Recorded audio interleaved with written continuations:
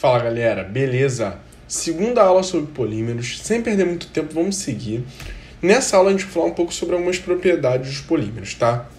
Uma classificação básica que a gente pode fazer para separar os polímeros é saber se eles são polímeros termofixos ou termoplásticos, ok? Eles também os elastômeros, que são polímeros que têm características de borracha, tá bom?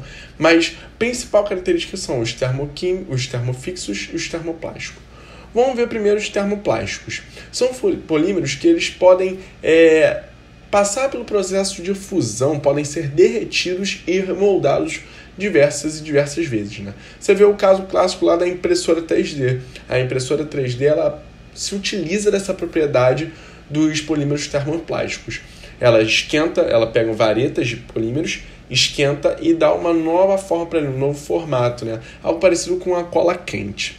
Outra coisa possível também é que os polímeros termoplásticos eles são facilmente recicláveis, ok? E outra coisa legal é que eles possuem diversos tipos de textura a temperatura ambiente. Podem ser maleáveis, podem ser rígidos, depende muito da forma de produzir esse polímero, né? Como, por exemplo, o polietileno. O polietileno ele pode ser o polietileno de baixa densidade, que é molinho, ou pode ser um polímero de alta densidade, ok?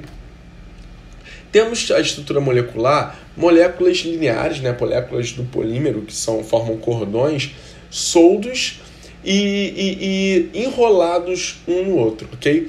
Se eu tiver polímeros que possuem um grau de compactação baixo, ou seja, polímeros que estão afastados, eu tenho polímeros de baixa densidade. Se eu tenho polímeros que estão em grau alto de compactação, a gente tem um polímero de alta densidade. Essa capacidade de compactar ou não, a gente chama de efeito de empacotamento, né? Se eu pegar, imagina que eu tenho aqui um cordão formado por um polímero, se eu consigo alinhar eles bem bonitinho em cima do outro, com um grau alto de organização, eu tenho um polímero bem mais rígido, com uma capacidade de resistir tensões mecânicas maior. Ok? Aqui eu peguei alguns desses tipos de polímeros, né? O polietileno, o polipropileno, o policarbonato e diversos outros. Os termofixos. Quem são os polímeros termofixos? São aqueles que são mais duros e quebradiços, ok? E eles não são muito resistentes a uma mudança de temperatura muito alta, ok? Esse processo dele não ser resistente a uma temperatura muito alta é porque antes que ele sofra o processo de fusão, né, de derretimento, ele sofre uma decomposição, o calor suficiente para decompor aquele cara. Tranquilo? A estrutura molecular desse cara é como se ele estivesse formando uma rede, né, como se eu tivesse uma organização maior entre os cordões de polímeros. Ok? Aqui eu falo para você que a analogia desse tipo de polímero é como se fosse uma malha, como se fosse um tecido mesmo, ok? Exemplo, borrachas vulcanizadas, ok? Hidrogéis, resinas epóxidas, já que é epóxi, né? Cola epóxi que você usa para colar algo quebrado e tudo mais. E por fim a gente tem os elastômeros ou borrachas, né? Que é o meio termo entre um termofixo e um termoplástico. Tranquilo? Essa capacidade de elasticidade dele se dá pelo fato das suas estruturas não estarem muito bem alinhadas, mas eles ainda assim existem um grau alto de organização. A malha dele ainda é uma malha bem organizada, ok? A reciclagem desse tipo de plástico, desse tipo de polímero também é meio complicada, exatamente pelo ponto de fusão dele ser um ponto de fusão que é mais alto do que o ponto necessário para começar a decomposição desses materiais. Aqui eu estou te mostrando também um processo de vulcanização. A vulcanização é um processo que a gente usa para borrachas para aumentar a sua resistência mecânica. Por quê?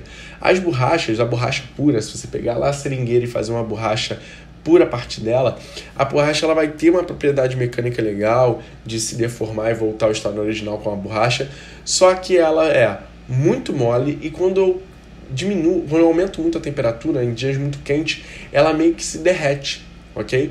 E aí existiram vários processos de estudos para conseguir tornar essa borracha resistente a altas temperaturas.